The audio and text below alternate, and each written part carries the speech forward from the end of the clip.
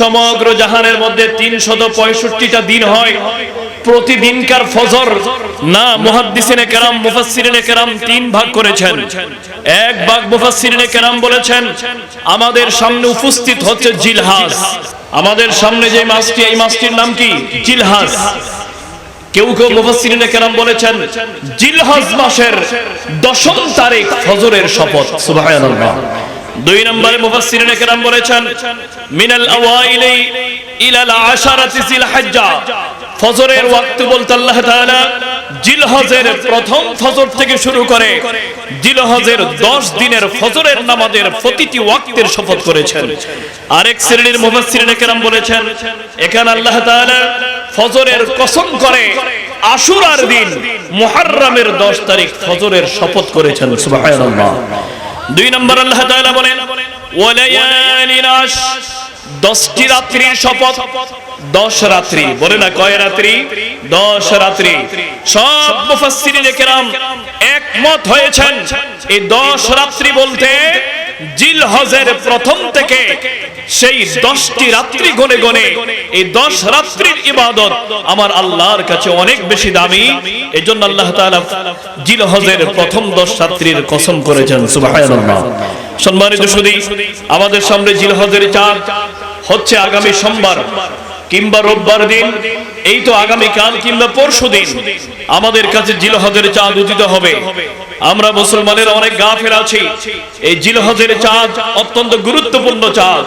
মুহাদ্দিসিনে কেরাম বলেছেন রাত্রির দৃষ্টিকোণ থেকে জিলহজের 10 রাত্রি থেকে রমজানুল মুবারাকার শেষ 10 রাত্রির মর্যাদা বেশি, কিন্তু দিনের দৃষ্টিকোণ থেকে জিলহজের প্রথম 10 দিনের মর্যাদা আল্লাহর কাছে রমজানুল মুবারাকার শেষ 10 দিনের থেকে আরো বেশি দামি। সুবহানাল্লাহ। জোরে বলেন আল্লাহু আকবার। মাহে রমাদানুল মুবারক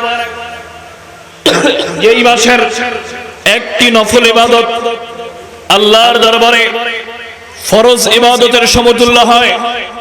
ওই রমাদানুল মুবারাকার সেই 10 দিনের এক একটি দিনের যেই মর্যাদা, তার থেকে আরো বেশি মর্যাদা হচ্ছে জিলহজের প্রথম 10 দিনের মর্যাদা। সুবহানাল্লাহ। মুহাদ্দিসিনে কেরাম বললেন এর কারণ কি?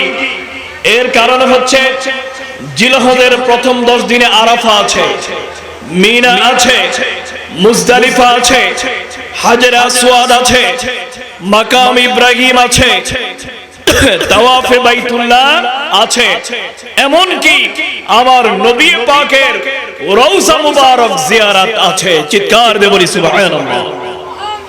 আজকে আমাদের সমাজের মধ্যে অনেক উলামায়ে কেরাম দাবি করছে যে হজের সফরে মক্কাতুল মুকাররমায় তাওয়াফ করেছ, সাই করেছ, মিনায় গিয়েছ, মুজদালিফায় গিয়েছ, হাজরে আসওয়াদ গিয়েছ, সাফা মারওয়া সাই করেছ, মাকাম ইব্রাহিমে চতুর্পাশে তুমি অবস্থান করেছ, জমজমের পানি খেয়েছ, তোমার জন্য রাসূল পাকের রওজা আথার জিয়ারত করবার কোনো দরকার নাই।